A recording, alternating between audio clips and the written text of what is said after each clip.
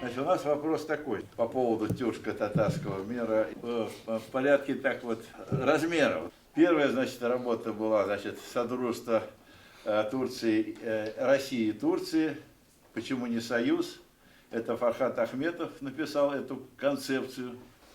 Дальше идет, значит, концепция Россия-Тюркский мир. Это мое, да. И следующая концепция по значимости, значит, славяно-тюркская синергия. Это написал Гейдар Иманов из Петербурга. Вот три по значимости вещи. Какая из них наиболее подходящая для нас, это очень важно выяснить. Последнее. Потому что нам нужно иметь цели свои, задачи. Вот давайте тоже это обсудим. Это первый вопрос. Второй вопрос, это у нас, во-первых, тоже бы не мешало с историком, конечно, обсудить.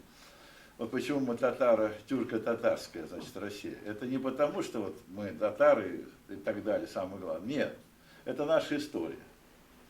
То есть во все времена была Великая Тартария.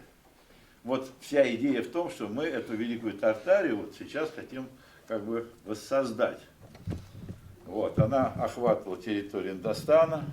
Как эта Великая Тартария повлияла на Турцию, мы бы могли спросить вот нашего историка из Турции как раз. Он это тоже знает, да. То есть преемственность или нет преемственности. Тем более сейчас мы достаточно дружно, тюркские народы живут по сравнению с остальными сообществами. Значит, допустим, славянское сообщество это что? Это сплошной раздрай, да, остальные там, христианский мир. Опять идут битвы, да. А тюркское сообщество как раз нам более-менее дружно. Ну и у нас идут, значит, раскольные процессы, да. Вот это, значит, конфликты между татарами и башкирами.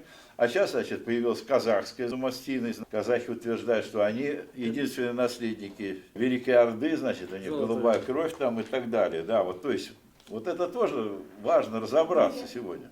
Я хотел бы вас поприветствовать от имени Российской академии естественных наук, Татарского центра содействия развитию академической науки. Вот в академии я являюсь вице-президентом, по организации председателем.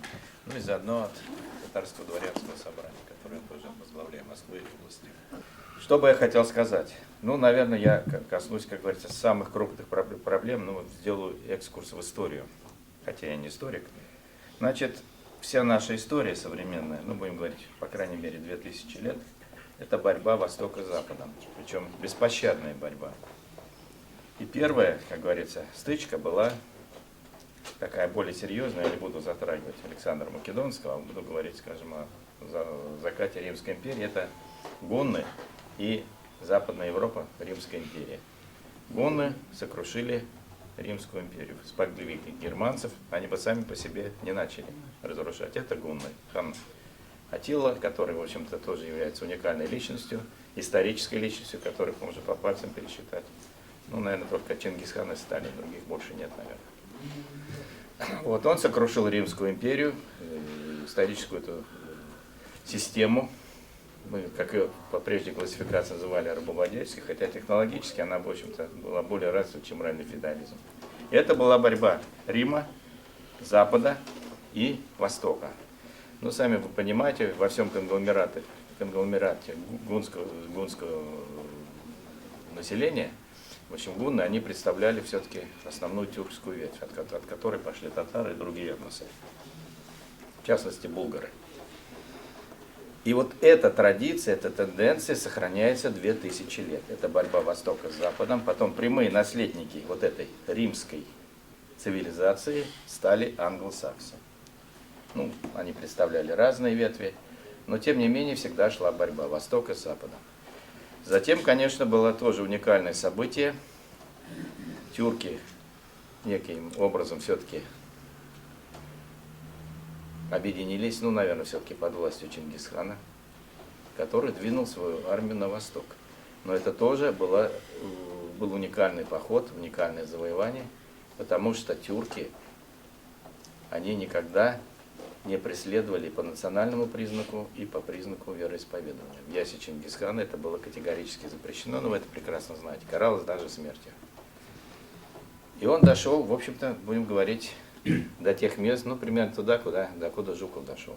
Там было последнее сражение хана Батыя с объединенной армией Европы, поляки, немцы, там, французы. То есть для них это был ужас, так же, как при Атиле. Ну, скончался верховный хан Монголии, и он вынужден был вернуться на выборы. Вторая стратегическая линия была, ну, Китай тогда существовал, мощная империя, тоже цивилизация, и он защитил свои тылы, покорил Китай. И, в общем-то, так сказать, тюркское влияние туда, хоть некоторым образом, ну, будем говорить, монголо-тюркское распространилось. Средние века, конечно, были, ну, менее такие значительные, но тоже крупные походы и Тамерлана, и покорение вот Индостана, вот если говорить Великой Тартарии, да, там были такие самые тимуриды, правили Индией, своя была цивилизация. В общем, сформировалась тюркская цивилизация. Но будем говорить о нашей цивилизации. То есть это то, что вы сказали Великой Тартарии, ну, будем говорить Россия, Российская империя, Великий Советский Союз. Это действительно была крупный конгломерат народов, которые, в общем-то, также следуют этим традициям, хотя тюркские языки заменились русскими, славянскими, но тем не менее эти языки доминировали, психология сохранилась, все-таки языки сохранились, религия тоже. В общем-то, тут религиозных войн особенно не было, но единственное только покорение Казани. Там сильно жестокое было покорение, а в остальном период истории не было. Даже если взять Северный Кавказ, где, в общем-то, находились татары, ну, будем говорить, народы, которые диалектно близки к татарам, нагайцы, они управляли этим пространством, и если бы, в общем-то, Суворов действовал помягче, не срезал этот пласт, а это ни много ни мало 1 миллион человек было истреблено, они были предоставлены сами себе. Ну, естественно, началась неконтролируемая исламизация, они уже разделились по кланам, по национальностям и, в общем-то, получили Великую Кавказскую войну. А еще лет 100, в общем-то, ну, в принципе, был бы такой же процесс, как происходил на Руси, как в Болгарском царстве, вот этот субстрат угрофинский, он вливался в этот тюркоязычный народ. Ну, так же, как в Османской империи, все народы слились в турецкую нацию. Теперь хочу сказать еще о южной части тюркских походов. Возникла Османская империя, тоже Великая империя, и я позволю себе заявить, что если бы не появилась Османская империя, ислам был бы, в общем-то, ничтожно мал, незначителен. Потому что фактически турки спасли исламскую веру. Они покорили все эти исламские страны, какие-то более-менее цивилизованные, все Средиземноморское побережье, Ближний Восток, туда ушли до Йемена в Аравию, до Судана, ну и туда в Ирак, почти что в Иран вошли. Создали культуру свою. Арабы в Испании. И вот, когда началась реконкиста в XVI веке, то в XV веке вы можете сравнить ситуацию, где сейчас мусульмане Пиренейского полуострова, которых там было большинство, не осталось. Испанцы, они чернее арабов сами по себе. Но это испанцы, это католики. Вот политика Запада и политика Востока. Но если бы турки не защитили арабов, то их было, ну, позволю себе такую вольность, может быть, я и не прав, их бы ожидала участь африканских негров. Потому что уже они пришли в упадок, одичали, вы видите, что такое нынешние арабские государства, какова у них ментальность. Это великое достояние. И опять же, Первая мировая война, ну так волей судеб получилось, что Турция и Россия на противоположных берегах оказались, но Турция пострадала так же, как и Россия, хотя в разных блоках были. То есть этих арабов отсоединили, создали эти псевдогосударства, которые до сих пор не могут сформироваться как нормальное государство. Единую нацию раздробили. То же происходит у нас после разрушения Советского Союза. Украина, Беларусь, в общем-то, ну сейчас отдели, скажем, какую-нибудь область, еще более зловредной будет, чем Украина по отношению к России. Да. Самостийность — это просто тщеславие какой-то местной элиты, даже не элиты, а просто какой-то местной шайки, которая пришла к власти. Величайшая беда у нас приключилась, ну давайте я сейчас пока по истории дальше скажу. Дальше, в общем-то, так или иначе, тюркский мир был связан с Россией, ну, по крайней мере, северная часть. И опять же эта тенденция продолжалась. Ну, возьмем войну с Наполеоном. Опять же Россия разгромила, покорила Европу, разгромила Наполеона. Но не осталось там, ушла. Потом они потихоньку объединились, бывшие враги, выставили себя в Крымской войне. Первая мировая война, Вторая особенно. И опять такой же поход. Все мы шли вместе. Россияне, тюркоязычные, представители всех наших братских республик, все проявили себя на фронте.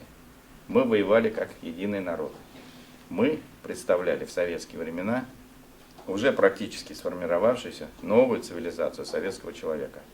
И сейчас в глобальном мире, ну, в общем-то, идет размывание национальных границ, происходит стирание языков, уничтожение этносов, потому что очень сильная миграция. Миграция такова, что люди, попадая в ту среду, за исключением арабов, но это особый случай, и африканцев, они, в общем-то, растворяются все больше и больше. Это можно сказать и про наших азербайджанских друзей, которые и на Западе, и в России потихоньку растворяются. А татары, что сказать, сам Бог велел, в общем-то, ну, скажу вам правду.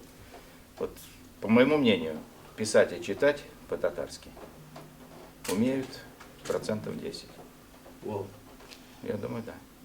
Нет, прочитать он прочитает по кириллице, но грамотно не напишет, поймет. Говорят, наверное, 50% с разной степенью качества. Это так. Просто говорят, что мы татары. Хотя, так, если судить, в общем-то, наверное, 50 000 татар. Это в первом-втором поколении, которые имеют, в общем-то, одного из родителей татарина.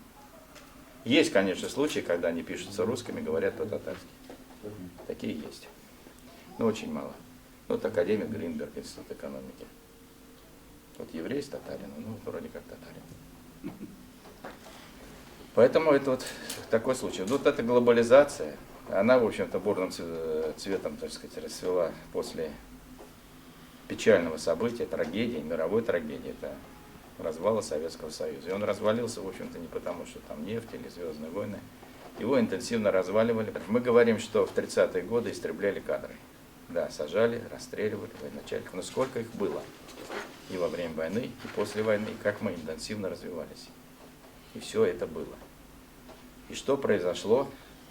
Ну, Гитлер вот разрушил за 3 года огромное количество предприятий, городов. И примерно, ну, может быть, года на 2 больше затратили. Разрушили те же самые предприятия, вновь построенные, они не существуют. Что такое Москва? Большой город. Ну, такая городская агломерация 20-миллионная. Вот я недавно узнал, мне в Госдуме сказали, эту мысль высказал, а мне сказали, что да, Москва по валовому продукту 2,4% в России. Хотя 10% населения, не 10, а почти 20, 15%. Вот как вы это представить можете сопоставить? И то, наверное, это промышленность для удовлетворения, чтобы система жизнеобеспечения того населения, которое живет в Москве. Я так думаю. То есть нет оборонных предприятий. Многие оборонные предприятия сейчас сливаются в работу в объединении «Квант», который делал все возобновляемые источники тока, солнечные батареи, топливные элементы. Все сейчас говорят. Это было 30 лет назад, и мы были впереди планеты всей. Сейчас делают 700 квадратных метров панелей для космоса. Это в сарае можно сделать. Они должны десятки миллионов квадратных метров делать. «Квант» был ведущей фирмой по солнечным батареям. А сейчас какой-то филиал сибирского предприятия в Роскосмосе. Вот. И сливаются с объединением Хруничев, где-то хотят в филях там их все собрать, как на одну помойку, в общем. А там большое градостроительство. То есть делать эти человеники, эти ульи, где там будут люди как личинки сидеть, а вот гастарбайтеры восточные будут разводить еду. Вот что делает Москва? Вот теперь я, так сказать, вернусь к языкам. Как это ни странно, языки лучше сохранялись в советское время. Ну, тогда и национальные школы были, и все как-то это было принято. Но самый главный фактор, который еще сильнее разрушает, это миграция населения. То есть люди выучиваются, получают хорошее образование, ну, в той же Казани, шикарные вузы, а потом оттуда уезжают. Те, которые попроще, из деревень приезжают в Казань, и процесс идет постоянно. То есть вся элита вымывается, то есть идет маргинализация в среднем, так сказать, носителей языка. Вот это тоже очень страшный такой эпизод. Вот, вот скажем, да, вот Россия, ну, вы помните, какие были банкноты в Советском Союзе на 15 языках. Наверное, сделали большую ошибку. Ну, вы знаете, был такой известный деятель политический, ну, отчасти научный, Мирсаид Султангалеев, который был, ну, в общем, родоначальник такого нормального светского пантюркизма, советского пантюркизма. Но он, конечно, был репрессирован, хотя на раннем этапе был в прекрасных отношениях со Сталином.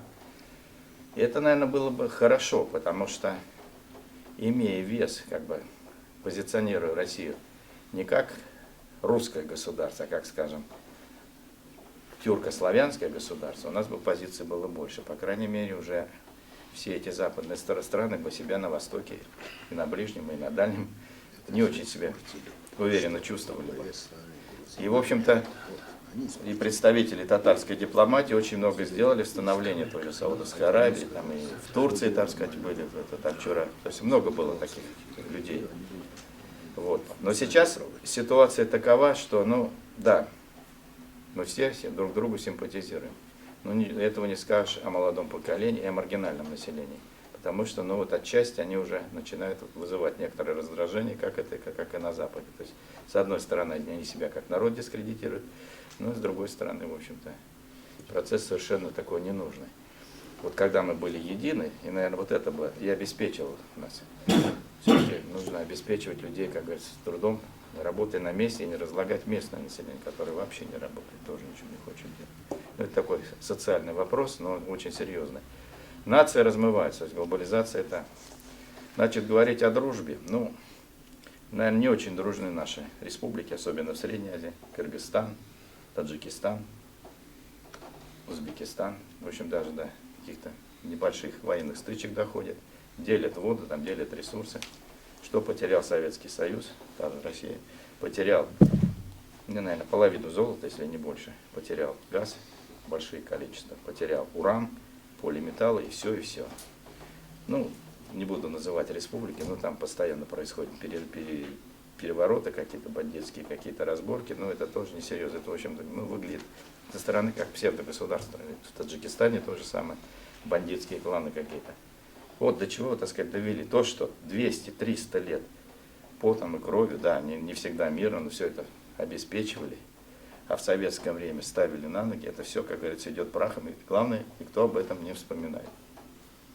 Но сейчас более страшная ситуация, вы уже знаете, что, в общем, нужно, не нужно, так сказать, ты виноват в тем, что хочется мне кушать. Вот отношение к России примерно такое же, что со всех сторон, в общем, нас как бы обхватывают, где только можно. И, ну, вполне вероятен конфликт, и тут надо, в общем-то, определяться. Может быть, это и послужит сигналом к объединению, потому что здесь уже определяться будут, либо, как говорится, договариваться по-мирному, либо, как говорится, как поступили с Ираном в 1941 году. Наверное, так оно может и произойти. Поэтому лучше сразу договориться, как в Белоруссии, со всеми. Есть, конечно, и в политике России свои перегибы, вот в плане вот языковой политики здесь тоже, в общем-то, язык исчезает. Но с другой стороны, ну, как вам сказать, вот очень мало мы занимаемся молодежью. Чего не скажешь, скажем, о том же советском периоде. А в результате, даже отбросив какие-то проблемы, даже общечеловеческие проблемы становятся совершенно иными. То есть молодежь становится уже как бы непонимаемой, и нас не понимает, и даже скоро начнет просто отрицать. Ну, народ, который не имеет своих корней, истоков, он, в общем-то, не имеет будущего. Это конец. И вот сейчас вот такой большой цивилизационный кризис. Да, есть центр цивилизации, вот англосаксонский, европейский, непонятно какой, но тоже туда тяготеет. Есть индийский, там китайский, ну я не буду говорить, что африканский, арабский. Но арабский, ну это есть такая классификация, у нас в Академии даже есть такое отделение, которое это изучает. Но арабы, они тоже, как говорится, ну, братья, может быть, по вере, но в принципе они народ нам чуждый. Поэтому, ну, наверное, центр напрашивается, потому что сама по себе тюркская цивилизация, она есть, она разрозненная, разобщенная, мультиконфессиональная, но она как бы не такая сильная. Есть, как говорится, российская. Но мне кажется, что русские уже перестали быть славянами в прямом понимании, потому что они генетически уже, то есть, не так уж много содержат славянской крови. И понимания со славянами у русских нет уже, я бы сказал, уже с 13 века. Ну, потому что слишком с нами породнились. Ну, наверное, мы от них нахватались, и они от нас особенно. Мне кажется, это было не татаро-монгольское иго, а татаро-монгольское благо. Иначе бы русских, как и прусов, их просто бы ассимилировали. Потому что вся Прибалтика, она была не германская. А сейчас стали самые, так сказать, оголтелые немцы. Самые фашисты происходили в Пруссии. Поэтому вот, наверное, вот такая консолидация, ну, дай бог, чтобы так получилось. А если бы мы консолидировались, как говорится, в преддверии этого конфликта с этим пониманием, ну, это бы способствовало и нашему единению, и нашему укреплению, и, как говорится, пониманию во всем. Ну, вот, как-то вот, я не знаю как, но, в общем-то, время довольно тревожное. Есть, конечно, понятие, скажем, ну, Турции, тоже так, как бы будем говорить, два центра, один будем говорить русскоязычный, другой тюркоязычный, турецкий. Ну, здесь, в общем, надо как-то объединиться и договориться серьезно. Не так, как, скажем, Рузвельт со Сталиным. Ну, Рузвельт со Сталиным еще ничего, ну, по крайней мере, по-нормальному. В общем, надо было тоже. Кстати, вот эпизод с Чингисханом, когда он покорял Китай, тоже в 40-е годы повторился с Мао Цзэдуном. Мы фактически его взяли под управление, но не удержали. Ну, сами знаете почему. Вот, поэтому, мне кажется, вот надо, естественно, надо всяческие связи укреплять, но надо повышать уровень компетентности, уровень образования, потому что, к сожалению, все, да, все не так просто. Ну, вот так примерно, что я хотел сказать. А все-таки вопрос сотрудничества России с Турцией, с организацией Турции. Безусловно. Да, я забыл Как вы сказать. считаете, это стратегическое направление? Да, я или забыл это сказать. так просто? Конечно, надо России со всеми, с приграничными государствами, но это прежде всего Турция, Иран, ну, безусловно, Монголия, потому что монголосферу надо, так сказать, с Тюркской объединять, иначе они тоже не выживут. Они это, в общем-то, не будут. Да. Вот. И вот все эти ближайшие страны, ну, их надо как-то вводить в свой оборот, может быть, Афганистан, там есть Китай. Ну, вот сейчас вот у нас перспективы, значит, российские, не очень-то красивые, хорошие. Ильдар Я не говорю, что красивые, я говорю, что они сложные. Сложные, но достаточно. Мы стоим почти на пороге войны, там, понимаете, с Украиной. Как что, с точки зрения Запада, там это муссируется процесс-то, понимаете? Так что не надо это самое недооценивать.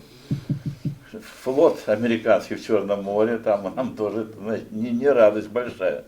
Вы еще должны учитывать, сколько у нас внутри сидит врагов. Это будет очень... Спасибо за приглашение, мне очень приятно выступить перед вами.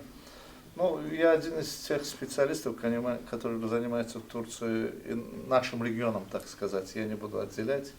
То есть и Турция, и Евразийским регионом, проблемами общетюркского характера, российско-турецким отношениям. Кстати, очень много сделал для улучшения отношений во время этого самолетного кризиса. Да, так.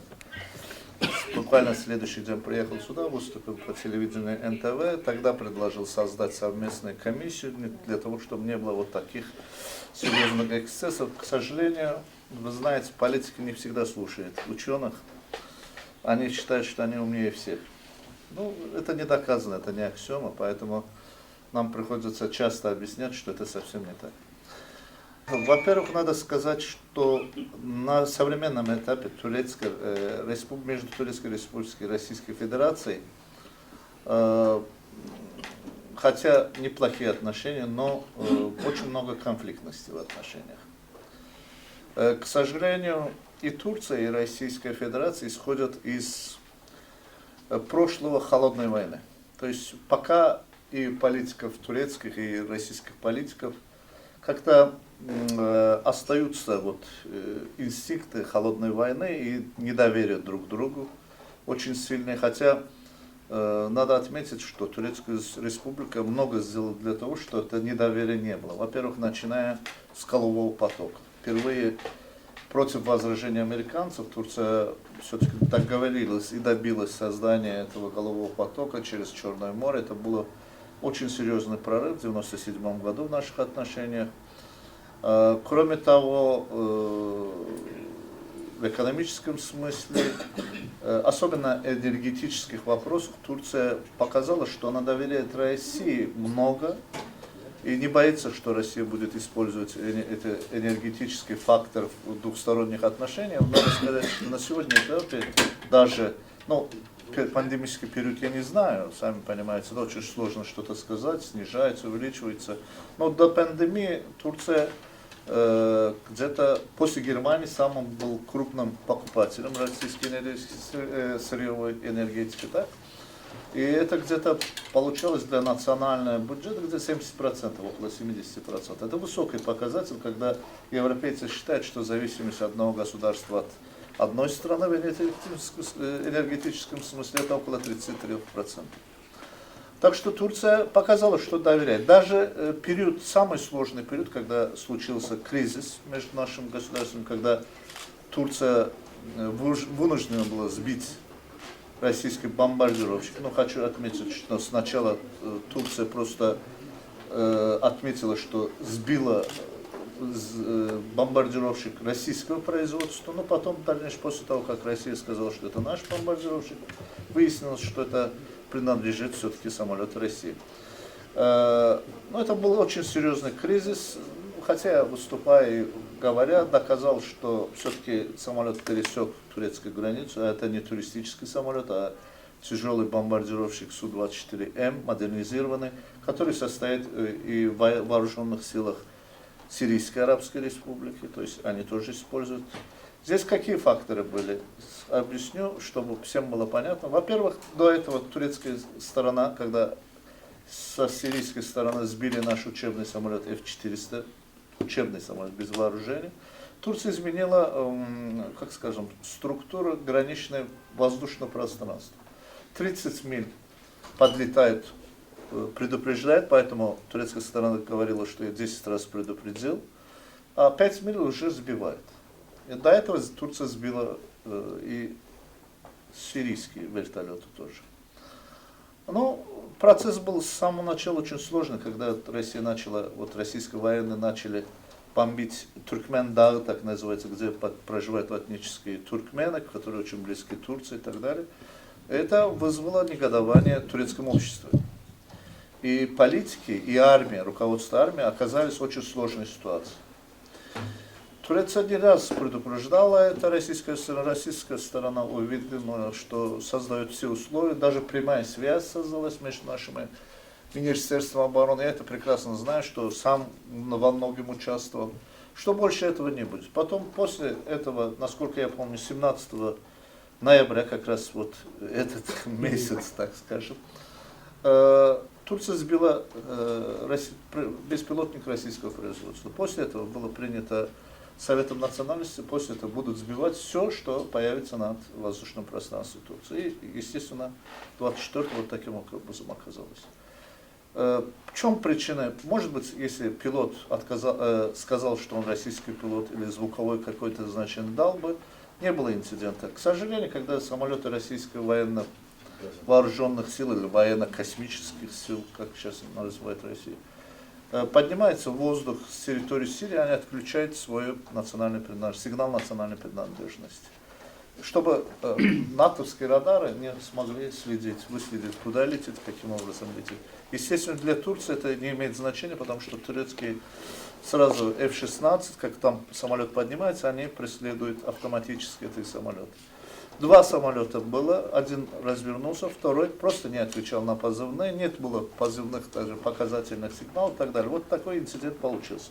Сразу же турецкая сторона попыталась сказать, что это не инцидент, но почему-то обострение пошло. Ну понятно, я не буду останавливаться на этом.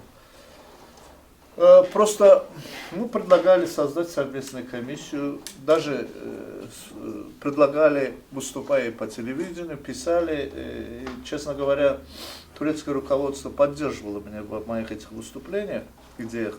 Я предложил посредничество господина Назарбаева, который опытный аксакалом считается в Турции, который имеет хорошие связи с Российской Федерацией и так далее.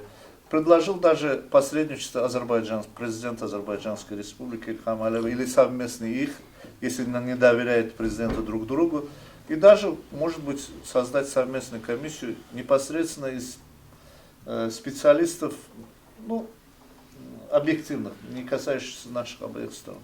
Но, видите, не пошли на это, российская не пошла, и сразу закрыла границы, отменила визовый режим и так далее и тому подобное.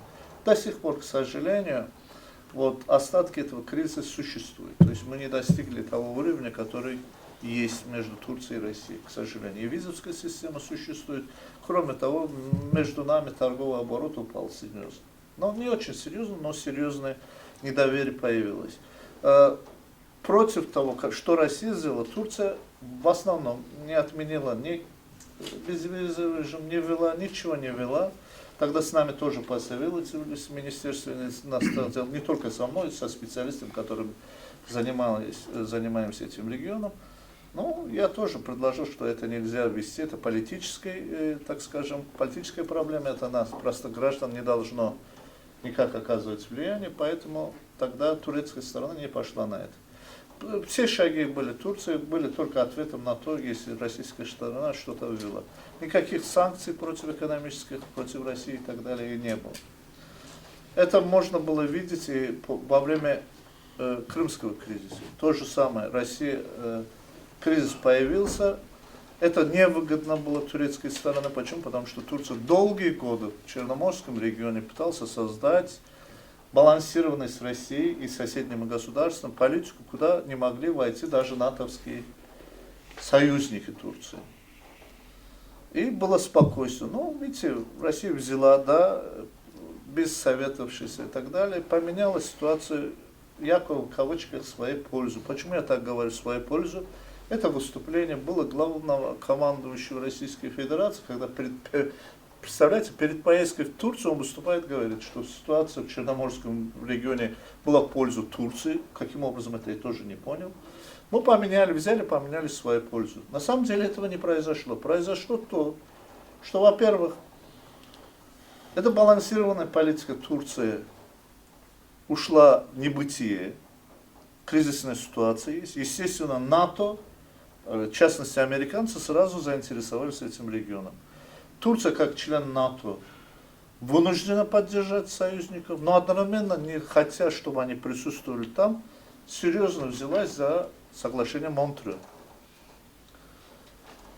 Это было и в грузинском кризисе. Турция, опять же, несмотря на то, что Россия и Грузия воевали, Турция, опять же, придерживалась этого Монтрео, американские корабли просто так не могли войти. То есть Турция всячески что-то делает для того, чтобы регионы была определенная стабильность, чтобы отношения не ухудшались.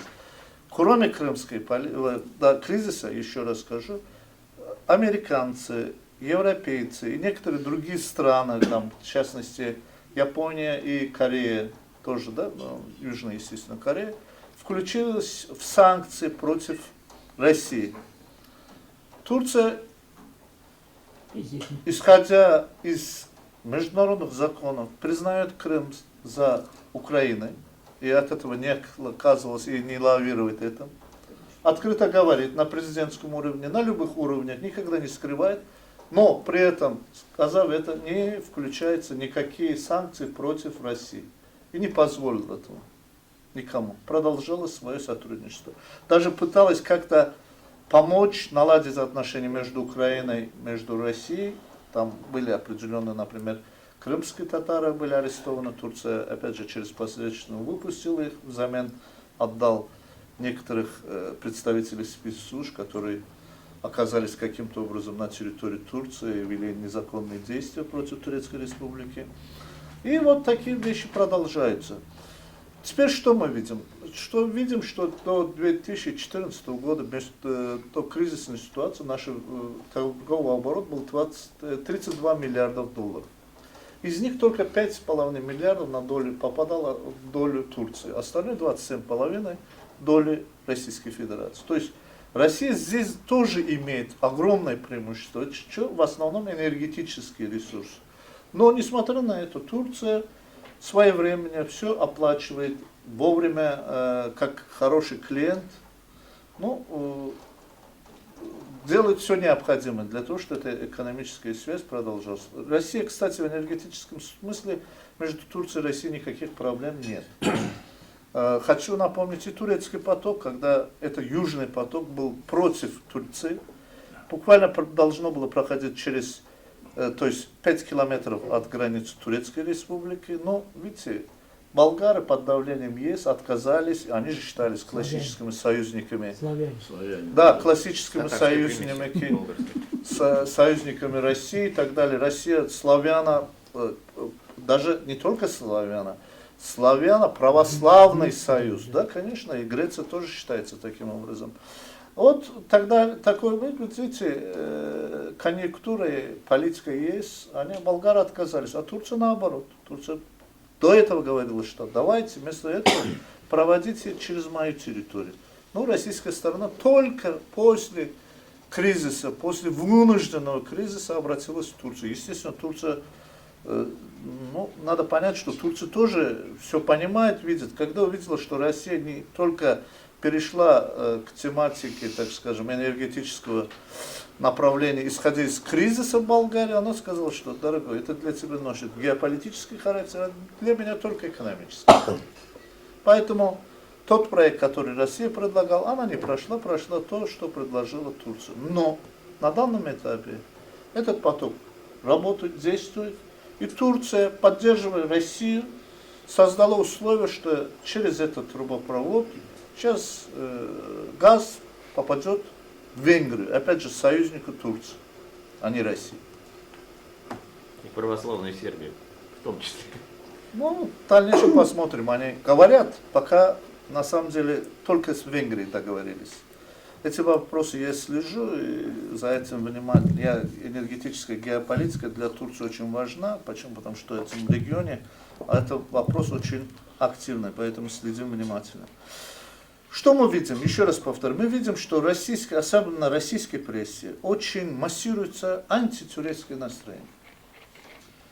Я хочу обратить внимание, что Турция прекрасно видит, слышит, но иногда закрывает глаза. Но мы не играем в трех обезьян, да? Кто-то что-то видит, слышит, но пока не говорит. Когда Маргарита Синамон выходит в государственное телевидение, руководитель государственной прессы, и говорит, но это не ерунда, это для Турции серьезные вещи, да, нужно понять. Для Турции не глава Анадолийского агентства или ТРТ не выйдет в телевидение и скажет, что мы требуем от России эти территории, которые принадлежали нам. А Симонян, госпожа Симонян, довольно, видите, кто-то его заставляет ее заговорить. Если такой процесс был бы в Турции, сразу уволили, выгнали вон. Несмотря на то, что кем она бы не являлась, или кем бы кто бы там не сидел, прогнали, потому что это значит политика такова. К сожалению, до сих пор, что не понимают, что российско-турецкие отношения за последние 100 лет не переживали никаких военных столкновений. То, что было в имперских периодах, но оставим это позади, до империи уже закончились. Даже Россия смогла пережить Советский Союз, который тоже развалился. Сейчас существует Российская Федерация со своими современными проблемами, границами, условиями. Это не супердержава, а нормальное региональное государство, иногда в котором даже в региональном смысле этого слова не проходит слово. То же самое Турция, нормальное региональное государство, которое иногда тоже в регионе не может один самостоятельно что-то диктовать. Только объединившие эти государства в Евразийском регионе, два крупных государства Евразийского региона, объединив свои возможности, создают условия благоприятные. Мы это видели в Сирии, мы это видели в Азербайджане, Карабахе. Хотя конфликтность продолжается, сложность продолжается. Это, опять же, различные подходы, различные взгляды. Теперь что нам нужно? Во-первых, Турция, я не хочу преувеличить, но Турция, президент Эрдоган с Россией в хороших ладах, с президентом. Но почему-то Россия... Вот любые вопросы российской прессы и телевидения о том, экономический кризис, насколько содействует тому, что Эрдоган уйдет в отставку. Или эти какие-то маленькие митинги, что это даст, чтобы Эрдоган ушел в отставку. Что сделать нужно Эрдогану? Что думает, что Эрдоган уйдет, придет проамериканский или какой-то другой политик, отношения российско-турецкого улучшится? Наоборот, еще ухудшится. Сейчас Турция является как бы окном России в Европе и в мире. Почему, если Турция пойдет на поводу американцев, закроет проливы или сделает условия создать, что будет делать Россия? Почему сегодня российское государство, как американцы в Сирии, обучает и хочет воспитывать этих, в кавычках, террористов, ПКК, что они напали на Турцию? Американцы то же самое делают. Почему отношения Турции с Америкой ухудшились? Из-за этого. Почему Россия ту же самую политику продолжает вести? Насколько это выгодно России? Ведь если Турция начнет здесь обучать определенные группы этнические, в Кавказе, в Центральной Азиатских регионах, в Дальнем Востоке, другие, обучать. У Турции есть такие возможности потенциальные. Но, слава Богу, этого не делает. И не нужно. Для Турции, вот я объясняю, открыто говорю, территориальная целостность соседних государств – это приоритет. И я хочу отметить еще раз, тем более снимаем здесь, чтобы все слышали и знали. Турция не хочет развала Российской Федерации, не хочет развала Украины. Почему? Это выгодные соседи. Чем больше стабильности, тем больше сотрудничества. Турция прекрасно знает, опыт есть от развала Советского Союза, насколько пострадала ее экономика.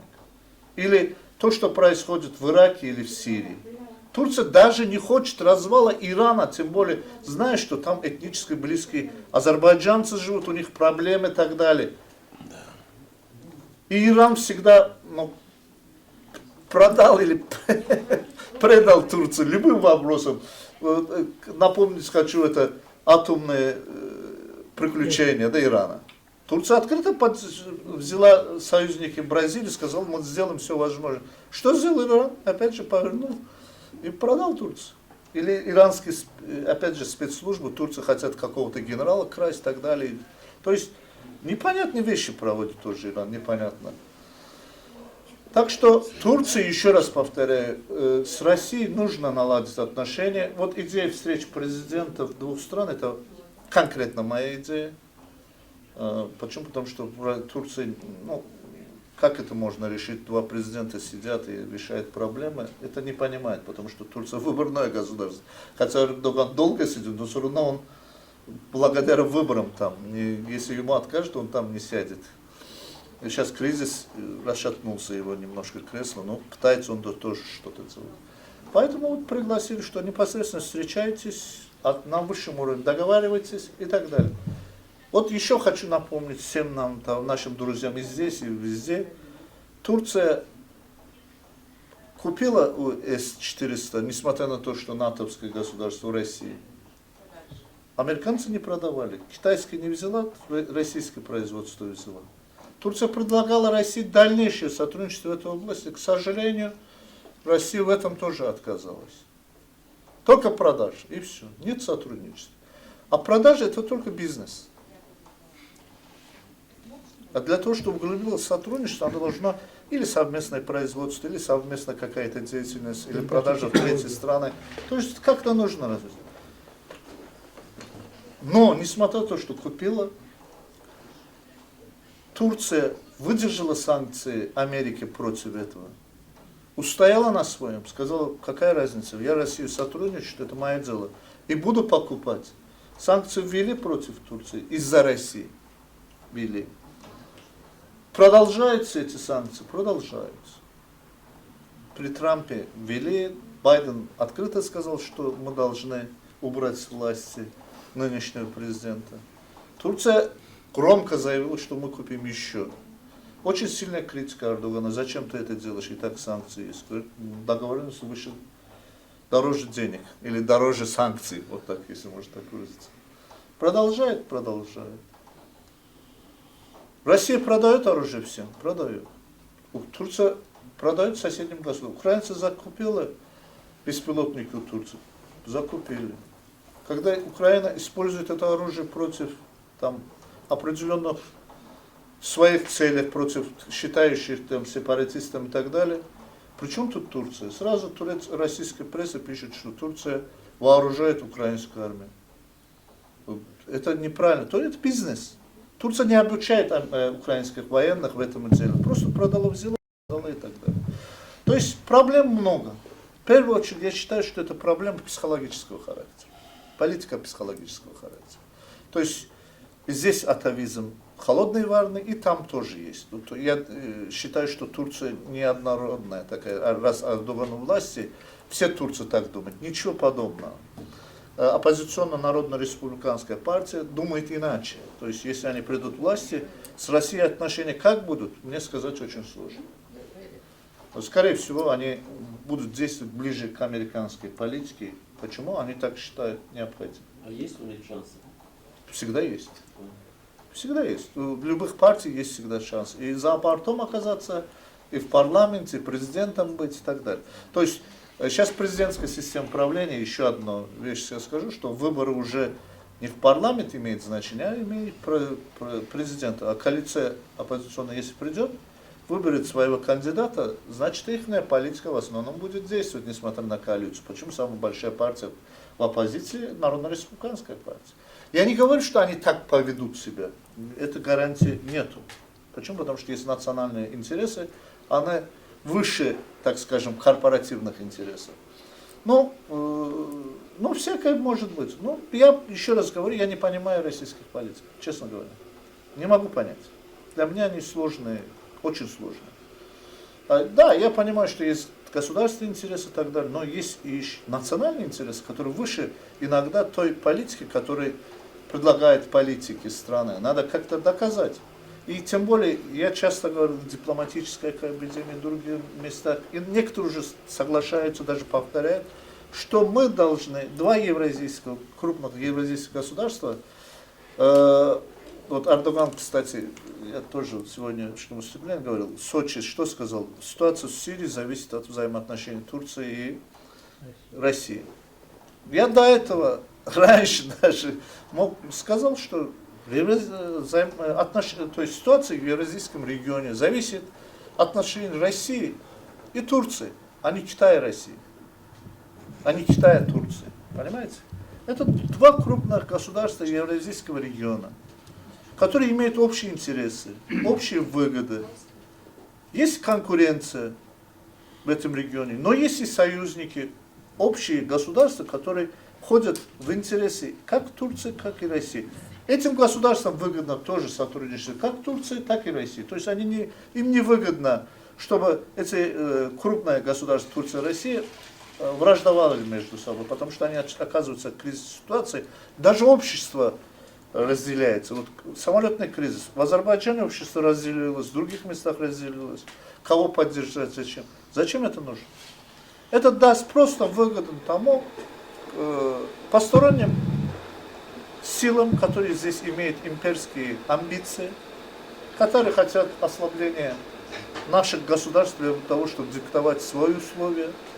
Ведь Россия открыто говорили, что зачем России столько недр, там сколько плодородных земель, им это неправильно, все и так далее. Турция тоже говорила, зачем нам нужны, зачем такая Турция в регионе, давайте разделим. Карты существуют, эти не случайные карты, они в интернете многие взяты из американских источников официальных, которые предлагают. Турция борется с этим, и Россия борется с этим. Вот самый последний факт, который должно сближать Турцию и Россию. Форум демократии, который сейчас пытается проводить Байден. Кто за бортом? Близкий к нам, да, но Азербайджан, Центральная Азия, скажем, неопытное государство, они демократия еще слаба и так далее. Выдумано это. Но ведь Армения же это не демократическая сторона. Даже Грузия. Что они сотворили с Саакашвили? Насколько это демократично?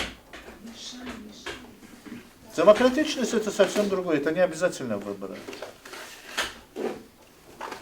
Я поразился, что за бортом оказались Турция. Я знал, представляю, Венгрию, каким образом она оказалась там, тоже понятно, сотрудничать с Турцией и с Россией. Поэтому в Венгрии тоже, несмотря на то, что они есть, они не демократичны, форума не оказались. То есть американцы открыто говорят, на самом деле это форум демократии ерунда, потому что там, например, участников, кто есть, Конго, Демократическая Республика Конго, насколько она демократична, только, наверное, в названии, да? Или Ирак, настолько Ирак демократичный. Да. Это тоже смешно.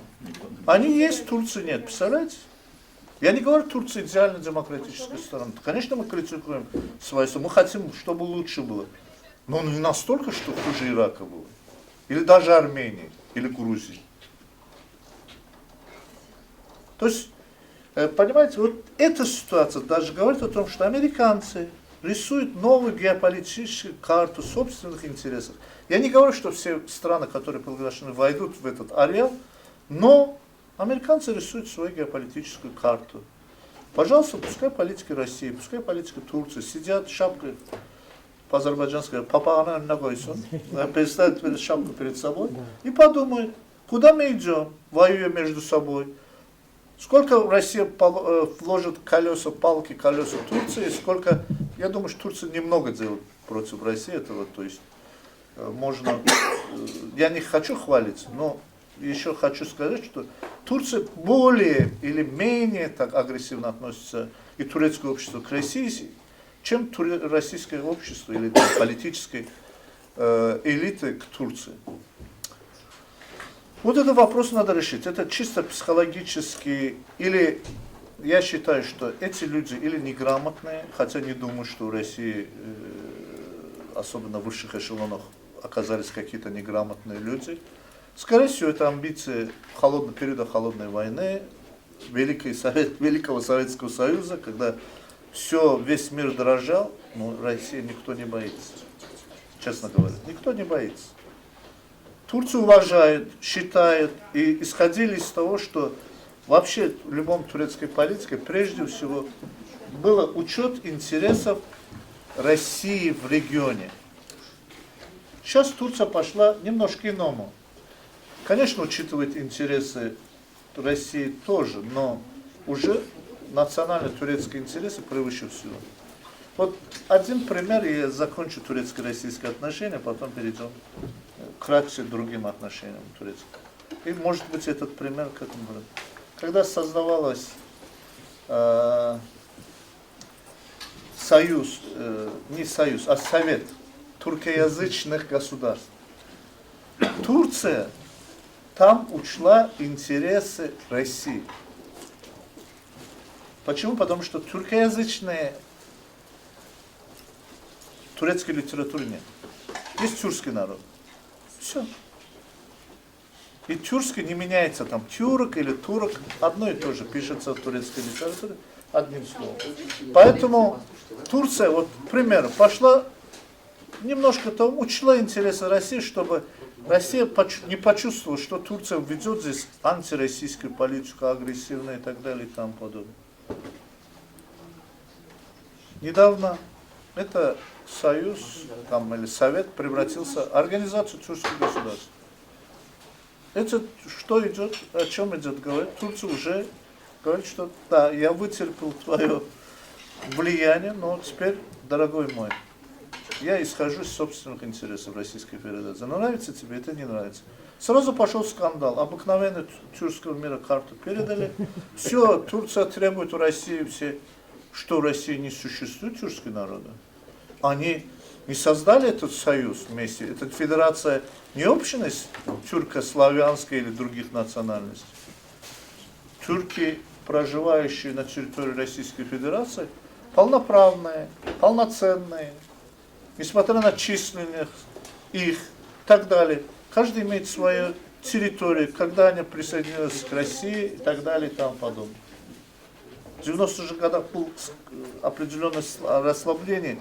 Каждая республика начала иметь свои суверенные права, получила. Разве не так? Так. Турция разве поддерживает где-то здесь сепаратические настроения? Нет.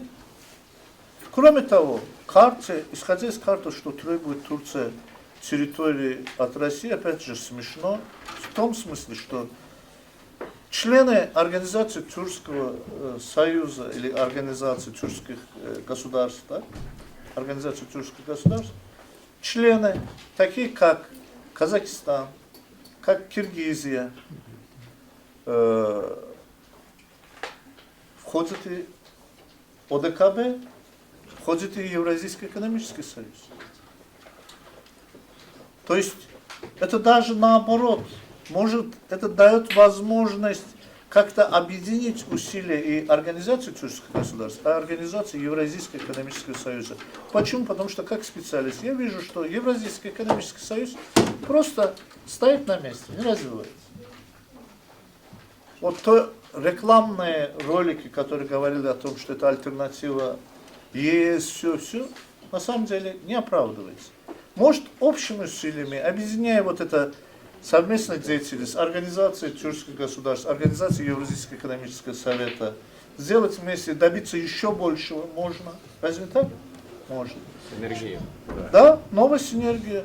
Это выгодно Российской Федерации. Почему? Потому что Россия, вот конкретно в Центральной Азии, потеряла контроль над Китаем. Его антитурецкая, антизападная политика, ну, меня западная интересует, она права может быть, но антитурецкая политика вела к тому, что там оказался Китай, который гораздо экономически сильнее и в политическом смысле гораздо сильнее. Уже американцы с Китаем наравне начинают разговаривать, они с Россией. Имея в руках только атомные бомбы, сегодня невозможно добиваться гегемонии в мире. То есть высказывание Лаврова просто смешно, что у нас настолько атомных бомб, что мы можем сравнить Америку. Сравняя их, сравните себя тоже. То есть закончится мир.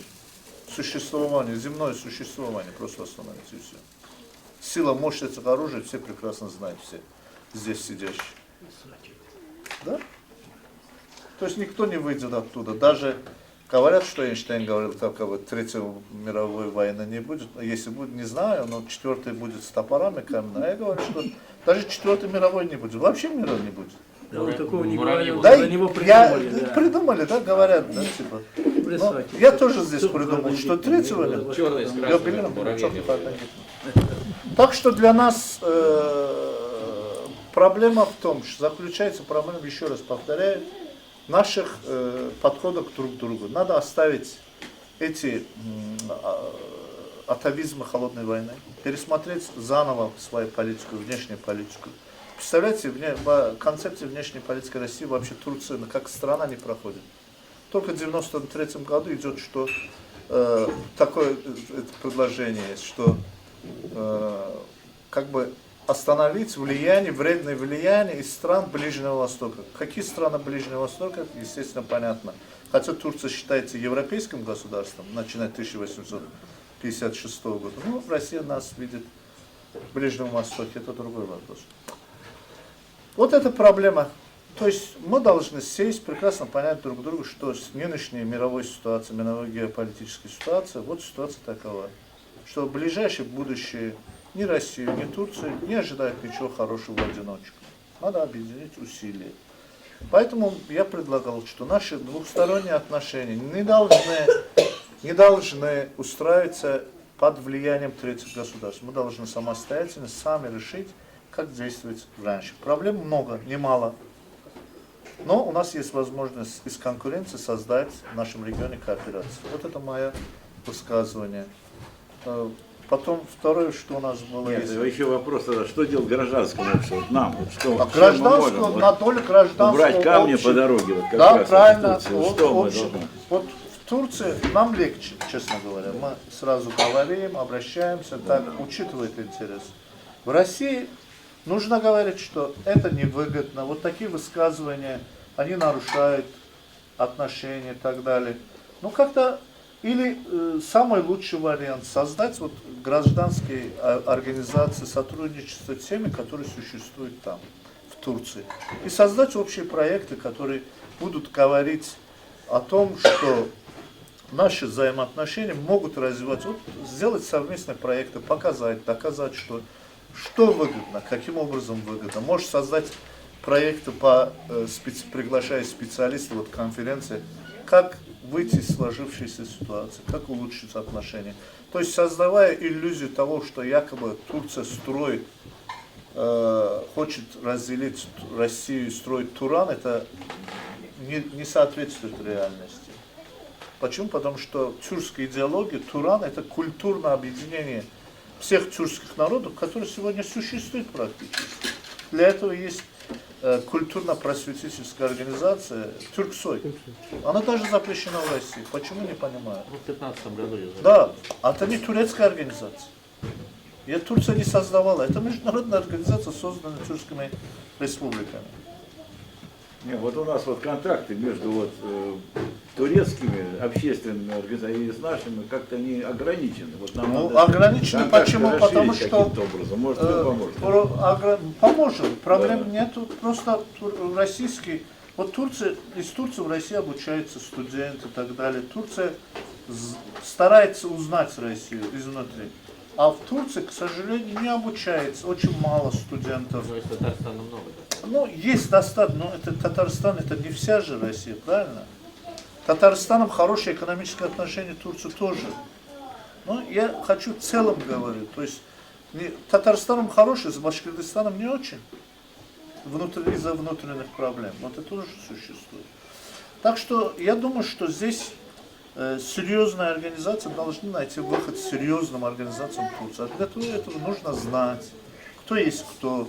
То есть не организация, которая на бумажке, а на самом деле существующие, действующие. В Турции в основном сильная организация проевропейская, прозападная или американского направления. Почему? Там есть финансы, там есть деньги, там слаженная структура, прекрасно друг друга знают.